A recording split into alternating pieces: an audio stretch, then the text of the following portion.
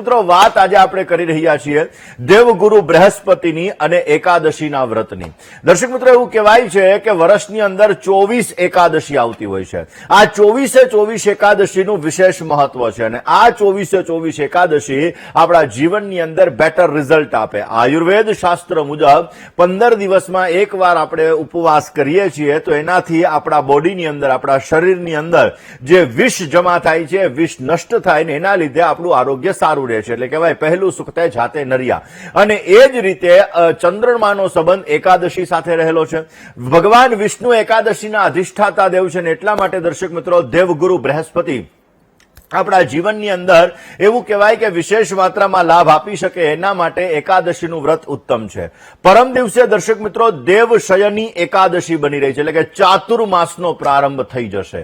ચાતુર્માસની અંદર આ 4 મહિના કોઈ પણ એવું કહેવાય કે શુભ કાર્ય નથી થતું, એટલે કે આપણે લગ્ન નથી કરી શકતા. આવી વસ્તુઓ એ સમયગાળા દરમિયાન નથી થતી, કારણ કે 4 મહિના ભગવાન વિષ્ણુ યોગ નિદ્રાની અંદર શયન કરવા માટે જતા હોય અને એ સમયગાળા દરમિયાન 4 માસ અલગ અલગ દેવતાઓને અલગ અલગ વ્યક્તિને અર્પણ કરતા હોય. ચાતુર્માસના સ્ટાર્ટિંગની અંદર ગુરુ મહારાજ એટલે કે દેવગુરુ બૃહસ્પતિ, આપણે ગુરુ પૂર્ણિમાનો ઉત્સવ ઉજવીએ એ દિવસો ગુરુ મહારાજ સંભાળતા હોય છે.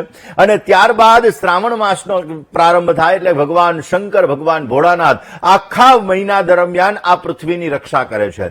અને એ પછી દર્શક મિત્રો ગણેશ ભગવાનની ગણેશ ચતુર્થી આવે એટલે કે ભગવાન ગણપતિ વિઘ્ન વિનાયક દેવ, એ વિઘ્ન વિનાયક દેવ આ પૃથ્વીની રક્ષા કરે છે. ને પછી એવું કહેવાય કે પિતૃભ્યઃ સ્વધાયભ્યઃ સ્વધા નમઃ, અને એ પછી પિતૃપક્ષનો પ્રારંભ થાય ને એ પિતૃ દેવતાના આશીર્વાદથી આપણા બધાના ઘરની અંદર ધન કનક સમૃદ્ધિ રસ્તુ, ધનના ભંડારો ભરેલા રહે. અને ત્યારબાદ દર્શક મિત્રો આશ્વિન નવરાત્રી ચાલુ થાય ને એ નવરાત્રી દરમિયાન માં જગદંબાની આરાધના આ પૃથ્વીની રક્ષા કરે છે. ને ત્યારબાદ દર્શક મિત્રો ધનતેરસ, દિવાળી તહેવાર આવે અને કારતક સુદ પૂર્ણિમાના દિવસે દેવ ઉઠી એકાદશી આવે ત્યારે ભગવાન વિષ્ણુ યોગ નિદ્રાની અંદરથી જાગ્રત થાય અને વળી પાછું પૃથ્વીનું સંચાલન પોતે સંભાળી લે છે. દર્શક મિત્રો, વાત આજે આપણે કરવાની છે લગ્નને લગતી સમસ્યા અને એની સાથે સાથે આપણે સંતાનને લગતી સમસ્યામાં એકાદશીનું મહત્વ. દર્શક મિત્રો, એવું કહેવાય છે કે ગુરુ ગ્રહ આપણા જીવનની અંદર વિશેષ માત્રામાં શુભત્વને પ્રાપ્ત કરનારો ગ્રહ છે.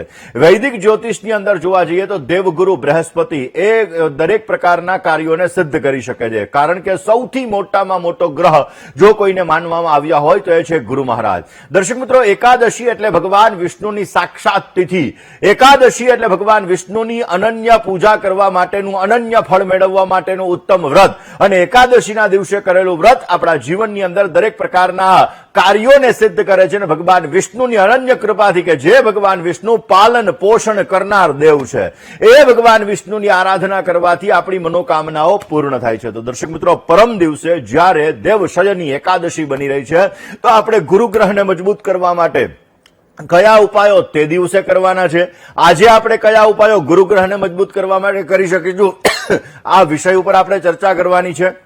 હવે દર્શક મિત્રો, ગુરુગ્રહના દોષો વિશે આપણે ચર્ચા કરીએ.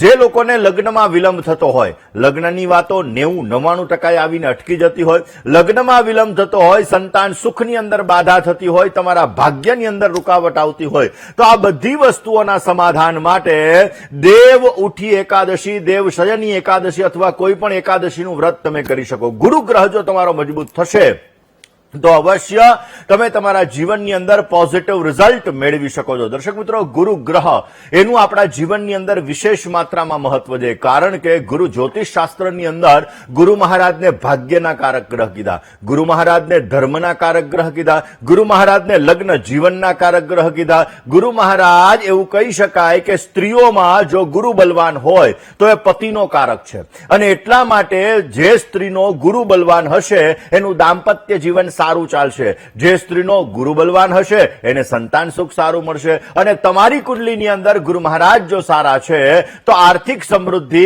લીવરને લગતી સમસ્યા, પાચન તંત્રને લગતી સમસ્યાઓ દૂર થઈ શકે.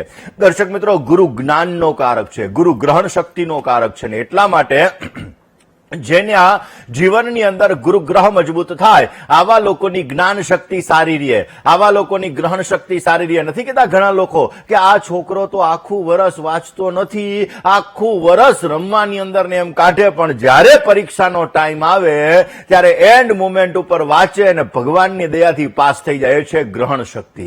જેની ગ્રહણ શક્તિ સારી હોય, જેનો ગુરુ સારો હોય, આવા વ્યક્તિઓને વિશેષ લાભ મળી શકે. દર્શક મિત્રો, ગુરુ તમારો પીડિત છે તો એના લક્ષણો શું? હું એકાદશી અને ગુરુના સંબંધ વિશે વાત કરીશ, એને બલવાન કરવા માટેના ઉપાયો વિશે વાત કરીશ, પણ ગુરુ ગ્રહ તમારો પીડિત છે તો તમને કેવી રીતે ખબર પડશે?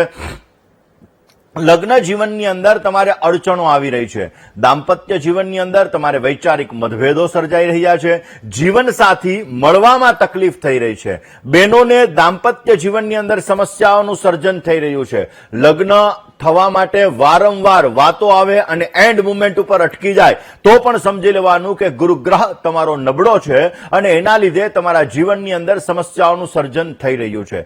સંતાનમાં વિલંબ થતો હોય, સંતાન પ્રાપ્તિની અંદર મુશ્કેલી થતી હોય, સંતાન સુખની અંદર સમસ્યાઓ ઉત્પન્ન થતી હોય તો પણ સમજવાનું કે ગુરુગ્રહ ક્યાંક ને ક્યાંક તમને પીડા આપી રહ્યો છે, ગુરુને લગતી સમસ્યાઓનું સર્જન થઈ રહ્યું છે.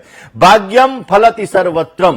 જે વ્યક્તિને ભાગ્યનો સહકાર નથી મળતો, મહેનત 100% કરે છે છતાં ફળ 5% કે 10% મળે છે, તો સમજી લેવાનું કે આવા વ્યક્તિઓને ભાગ્યનો સહકાર નથી મળતો. નહીતર 50% મહેનતે 100% ફળ મળે તો એવા વ્યક્તિઓને ભાગ્યનો સપોર્ટ મળતો હોય. તો જે લોકોને ભાગ્યનો સપોર્ટ નથી મળતો, મહેનત કરવા છતાં ફળ નથી મળતું, માન સન્માન પ્રતિષ્ઠા એની પ્રાપ્તિ નથી થતી, તો આવા વ્યક્તિઓના જીવનની અંદર ગુરુગ્રહને લગતી સમસ્યાઓનું સર્જન થતું હોય છે. દર્શક મિત્રો, આરોગ્યની વાત કરવામાં આવે, જેનું વજન વધારે પડતું વધતું હોય તો સમજી લેવાનું ગુરુગ્રહની સમસ્યા છે. ખાતા હોય 2 રોટલી અને છતાં બોડી ફૂલતું હોય તો સમજી લેવાનું ગુરુગ્રહને લગતી સમસ્યા છે. લીવરને લગતી સમસ્યા હોય, પાચન તંત્રને લગતી સમસ્યા હોય, ડાયાબિટીસને લગતી સમસ્યા હોય તો ગુરુ મહારાજ ક્યાંક ને ક્યાંક પીડા આપી રહ્યા છે, જેના લીધે તમારે આ સમસ્યાઓનું સર્જન થઈ રહ્યું છે.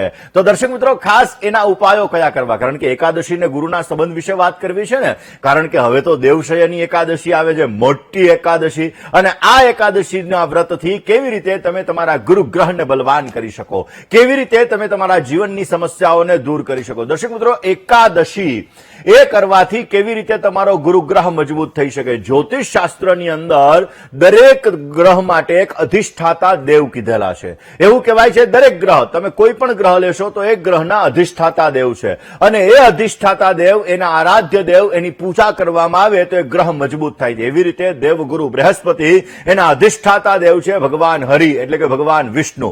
ભગવાન વિષ્ણુની ઉપાસના કરવામાં આવે તો એકાદશી કરવાથી, એટલે કે ભગવાન વિષ્ણુની પૂજા એકાદશીના દિવસે કરવાથી ગુરુને લગતા દોષો, ગુરુગ્રહને લગતા દોષો, આ દોષો દૂર થાય છે અને આપણા જીવનની અંદર વિશેષ માત્રામાં લાભ મળે છે.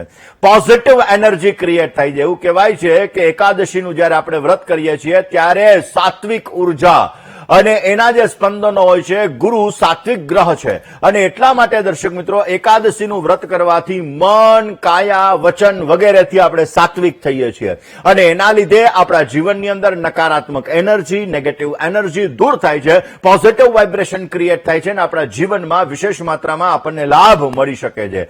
દર્શક મિત્રો, કુંડલીની અંદર જ્યારે ગુરુગ્રહ પીડિત થાય છે ત્યારે વ્યક્તિના જીવનની અંદર અલગ અલગ સમસ્યાઓનું સર્જન થતું હોય છે.